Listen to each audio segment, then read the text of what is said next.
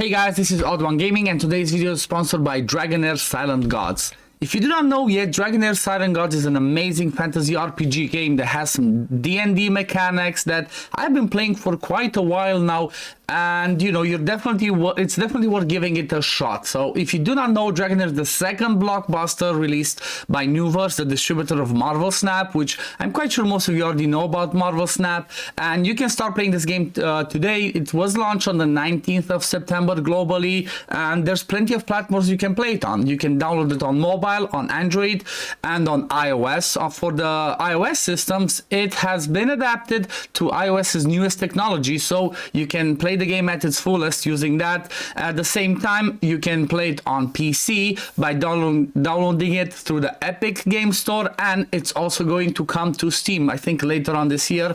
Plus, you can even play it on Mac. So, you know, there's plenty of platforms that you can start playing this game today. There's a link in the description and a pinned comment that you can use to make sure you download the game and you start playing it. But what I want to talk about today is, you know what? I want to do a 1 week honest review, even though it's been like, you know, almost a little bit more, but I kind of wanted to make an honest review about the game, like, you know, the things that I like, the things that I feel should be improved and stuff like that, to basically give be as honest as I possibly can about this game. And at the end of the day, it's gonna be, you know, mostly reasons why I believe people should start playing this game. So first of all, the thing that I really love about it, as you can see, it has an amazing, you know, open world mechanic to it. Obviously, there are certain parts where you're going to be, you know, stuck because you cannot open it depending on the difficulties or depending on the, you know, on your level. So as you can see, this is a big part of the map that already unlocked, and there's still more. So this is something that's really amazing. You can go and travel and just go through the map and enjoy the graphics, which are amazing, mind you, and that's something that I really love about this. The one thing that, you know, I'm not a big fan of, and that's something that, you know, lots of people have said about it, is the fact that sometimes there are some caps in the game where you can stop playing. However, I'm not a big fan in the sense of like how those ones are planned, okay? Because when you start playing the game in the first few days, you have quite a few hours, you know, at least like 4 to 5 hours to play. That's like that for the first 2-3 days.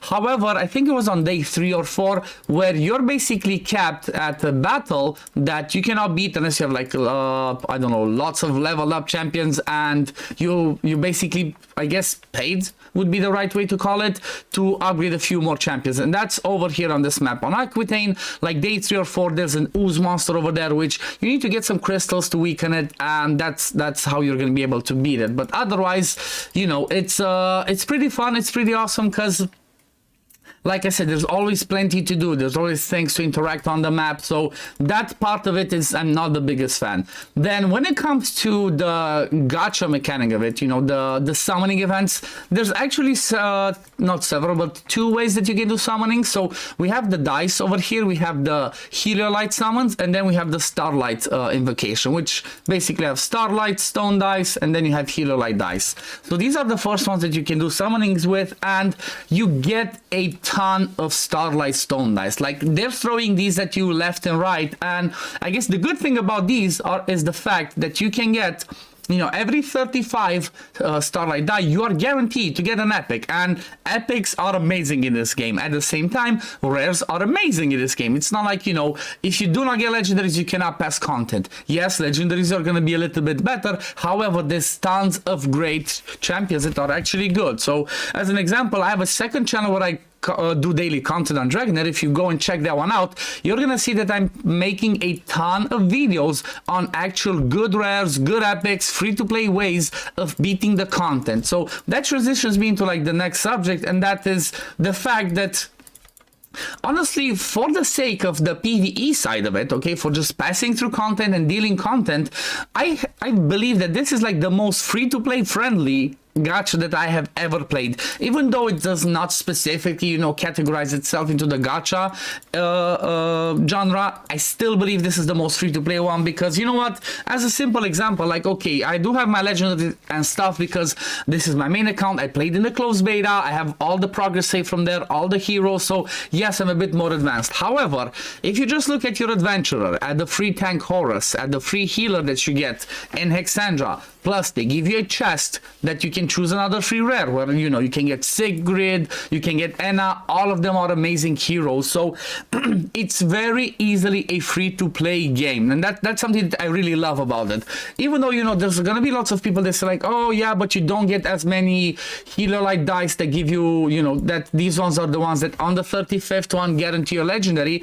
Honestly, it does not matter. Like, at least from my point of view, you know, I'm not that into like, yes, I want to see always the shiny, I want to see always the legendaries, and oh, I'm gonna have fun. No, I find it more fun where you can actually have, you know, the free-to-play heroes that you play with, and then you come up with different mechanics, different ways of actually beating the content. That's what I love most about these games. You know, there's not just one way and then that's it. It's, you know, it's not one way or the highway.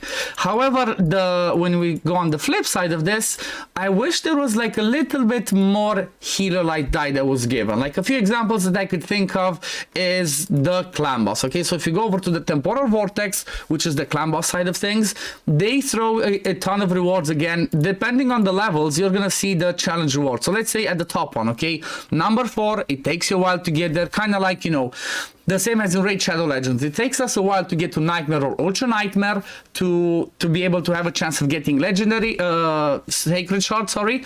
And I wish that had this over here as well. You know, starting from this point, maybe give us, I don't know, a 5% chance or a 3% chance to drop a healer light dice. However, the thing that, you know, I'm hopeful is the fact that they might listen and they might keep changing this. Like I said, keep in mind, the game just went global. It had a beta, there was some feedback given, you know, some of the stuff they changed, some of the stuff they did not. So overall, I'm hoping that they're still gonna be changing they're still gonna add more ways of getting healer light dice, because that's what people wanna see. But at the same time, you have to think about the game like this, okay? You play this game every season, and every season has 90 days. Well, all the heroes that you get in season 1, you're gonna get them all in season 2. So for example, that's why I have, you know, 1, 2, 3, 4, 5, 6, 7 legendaries and a ton of epics, because I summoned them all the previous season and now I have them, and they're gonna keep carrying over, they're gonna keep increasing, you know, they're just gonna keep getting more and more and more. So definitely try to keep that in mind. You know, if you don't get all the legendaries in one season, just do not be that upset. You can, you know, get 2, 3, 4, however many you get, play around with them, and trust me, you might even see that you might get epics that are better than those legendaries. So that's another thing that I really wanted to touch on. Then when it comes to the story, honestly, that's one of the things that I love about this game.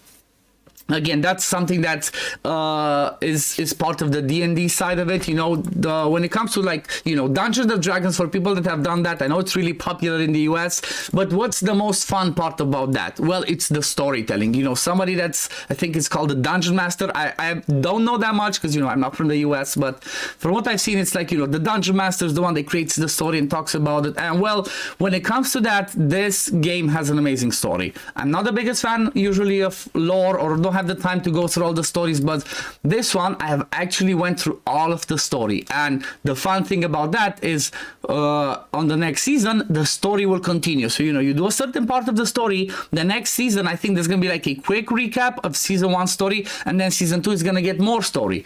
Then another thing that's gonna happen is we're gonna get different bosses, different mechanics. So things are always going to change, and it's always going to keep the game feeling fresh. That's something that I really love about it. So overall, I'm just saying that after 1 week, as somebody who played Raid Shadow Legends for like almost 3-4 years now, I like the game. I like the game because one extra thing is it does not keep you in there for 6-7 hours. I don't want that. You know, that's a full-time job. This is supposed to be a fun game. It's supposed to be a fun mobile game or PC game, depending how you want to play it. Because like I said, it's on different platforms. So this one is fun like that. You can play only 1 hour if you want daily, obviously after you push through the story and all that, but at the same time, if you want to play for several hours, I can stay and, for example, and play 12 hours if I want to keep testing dungeon teams. Okay, I go, let's say, in the grave of Venom, and I go over here and say like, okay, I beat stage 6, I beat stage 7, let me see, what can I try to do beat stage 8? You can swap gear,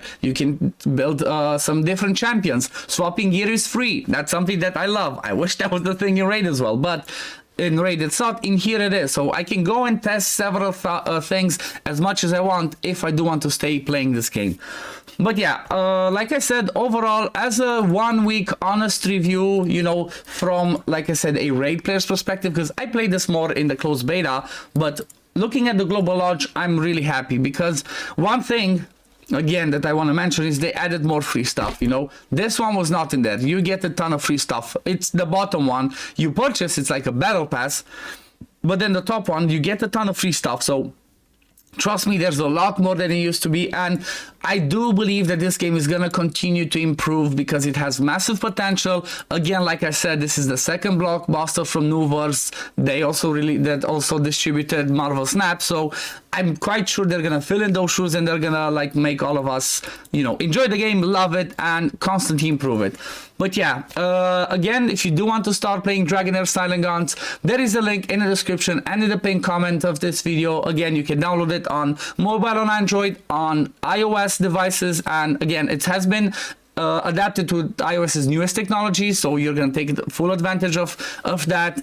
You can download it on PC from the Epic Games Store, and it's also going to come to Steam later on, and also it's good for Mac. It's available to start playing for Mac, so you know, what are you waiting for, guys? Use my link, help me out basically, but at the same time start playing this game, and trust me, you're not gonna regret. You're gonna enjoy it. If you're looking for a nice game to enjoy, to relax and all that, Dragonheir's the game for you. But yeah, this is gonna be it for the video today, guys. As always, if you do enjoy my content, don't forget to like this video, subscribe to the channel to see when I upload next, and yeah, thank you Dragonheir Silent Guns for sponsoring this video.